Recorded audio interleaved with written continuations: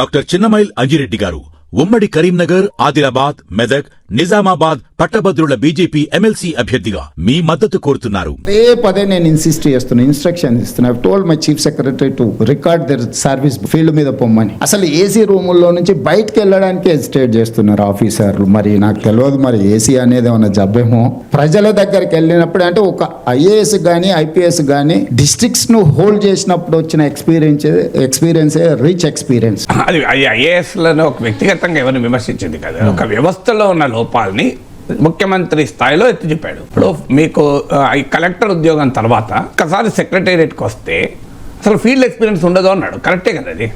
ఇప్పుడు మీరు principal secretary education ఒక అతను ఉమ్మడి రాష్ట్రంలో నేను ఎమ్మెల్సీ ఉన్నప్పుడు ఆయన చెప్పాడు, నేను 3 ఏళ్ళ స్కూల్ విజిట్ చేయకాని ఫైల్ చూసే తప్ప వేరే పని లేదని. మీరు నాకు ప్రిన్సిపల్ సెక్రటరీ ఎడ్యుకేషన్ షెడ్యూల్ తీయండి, ఎన్ని స్కూల్ తిరిగారు? ప్రిన్సిపల్ సెక్రటరీ హెల్త్ ఎన్ని హాస్పిటల్ తిరిగాడు చెప్పండి. So principal secretary rural development ఎన్ని గ్రామాలు తిరిగాడు? Please get the schedule. నిజమే అని చెప్పారు రేవంత్ రెడ్డి చెప్పేది. నేను ఐఏఎస్ల పట్ల సంపూర్ణ గౌరవంతో మాట్లాడుతున్నాను, నేను పూర్తి అనుభవంతో చెప్తున్నా.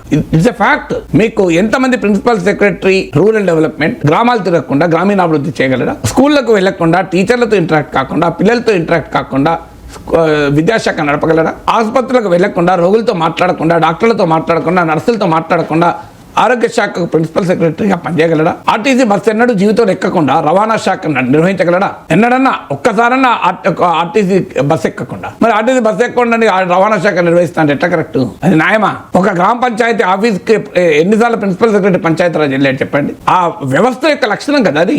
పొలిటీషియన్ ఎప్పుడు కూడా ప్రజలకు అట్రాక్ట్ అయ్యే భాషలో చెప్పే ప్రయత్నం చేస్తాడు, చెప్పచ్చు. కానీ ఎసెన్స్ ఏంటి? ఐఏఎస్లకు బ్యూరోక్రసీ. సో ఇప్పుడు ఒక పొలిటీషియన్ ఏంటంటే రోజు ప్రజల్లో ఉంటాడు. పొలిటీషియన్ రోజు ప్రజలతో సంబంధాలు ఉంటాయి. మీరు ఒక ప్రిన్సిపల్ సెక్రటరీస్ను మనం కలవగలమా? ఒక సాధారణ school teacher principal secretary education కలవగలడా? ఈ ఫీల్డ్ మీద ఉంటే యంగ్ ఐఏఎస్ ఆఫీసర్లకు ఇన్స్పిరేషన్గా ఉంటుంది కదా. ఆ ఫీల్డ్ మీద నువ్వు పనిచేయాలి కదా. ఐఏఎస్ అందరినీ ఆయన విమర్శించలేదు. డెఫినెట్గా ఐఏఎస్లో ఈ బ్యూరోక్రాటిక్ మైండ్ సెట్ ఉంది, ప్రజలతో సంబంధాలు లేని మైండ్ సెట్ ఉంది. కేవలం ఒక ఆఫీస్లో కూర్చొని ఫైల్లో మునిగి తేలి ఆ ఫైల్ ఈ ఫైల్ సంతకాలు పెట్టడం తప్ప వేరే పని చేయని వాళ్ళు ఉన్నారు. అసలు చదవడం మానేసిన వాళ్ళు చాలామంది ఉన్నారు. వాళ్ళ శాఖలో ఉన్న విషయాలు కూడా తెలియని వాళ్ళు ఉన్నారు.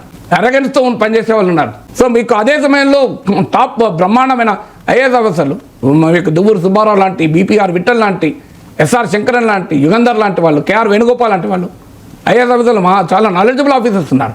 సో ఇటువైపు ఉన్నారు, అటువైపు ఉన్నారు. అందువల్ల ఒక జబ్బును ఆయన ముఖ్యమంత్రి స్థాయిలో ప్రజాప్రతినిధిగా 20 ఏళ్ల పాటు ప్రజా జీవితంలో రాజకీయాల్లో ఉన్న వ్యక్తిగా ఆయన అనుభవంతో చెప్పాడు, నిజమే ఐఏఎస్ షుడ్ బి రిఫార్మ్డ్.